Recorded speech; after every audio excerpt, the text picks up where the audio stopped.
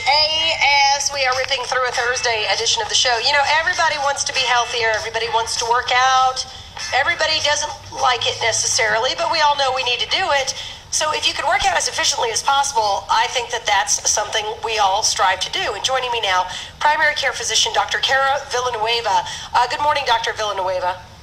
Good morning. There's a study out now about the best time to work out in the day. And what is that? The idea here is that if you work out in the middle of the day, your work day is routine.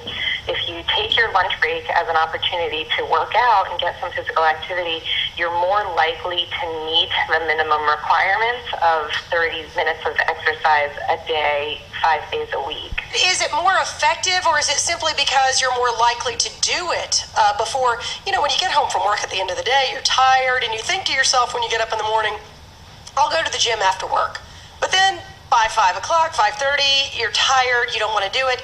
So is this just a strategy to employ that helps you get it done, or does it actually, elevate your heart rate, help you burn fat throughout the day? I think that it's not necessarily that there's a huge difference. I mean, there are benefits to doing it in the middle of the day that aren't necessarily different than benefits that you would get at another time, but the idea is basically that in midday, you are less apt to be tired and not do it. You're more likely to, if you're skipping your lunch break, you're more likely to bring your lunch and not go out to eat, and probably you'd be packing a healthier option than if odds are than if you went out to eat and bought something. I guess it's one of those things that whatever motivates you to move, that's probably what you should look at.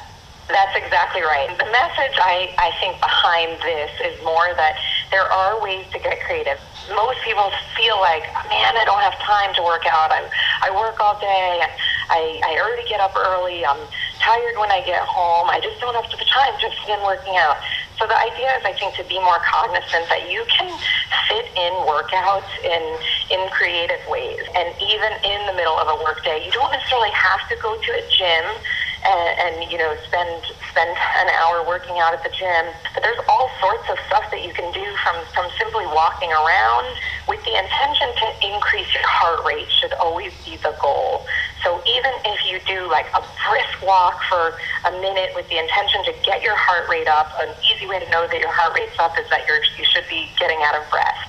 And then you can relax, slow it down a little, and wait for your heart rate to recover a little bit, to come down, and then do that again. And if you do little bursts of that, the benefits that you're gaining from that exercise are huge. And you can do that with resistance if for most people midday exercise sweating is a concern, because you don't want to go back to work all sweaty. I worked with a woman in Florida who was getting married and wanted to lose 15 pounds, and she started walking around the parking lot, which was not a large parking lot, at lunch. And we all made fun of her because that's what we did in our office. That's how our office dynamic was. But man, it made a huge difference, and we kept saying, what else are you doing? And she said, this is the only exercise I get all day, because she had 2 small children, and she was busy, and it worked for her. And I've kind of turned the corner on squeezing in those little bits of exercise whenever you can.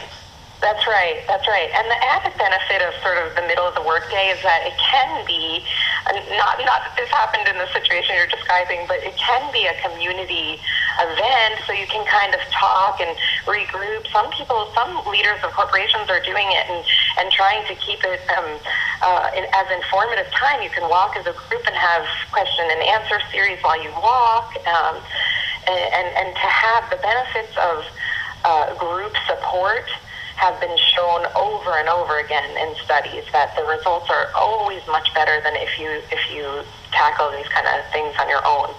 Well, Dr. Carol Villanueva, I appreciate your time this morning. Thank you. My pleasure. Maybe we'll inspire people to go walk at their lunch hour today. We'll see. That's right. Have a good day. Thank you.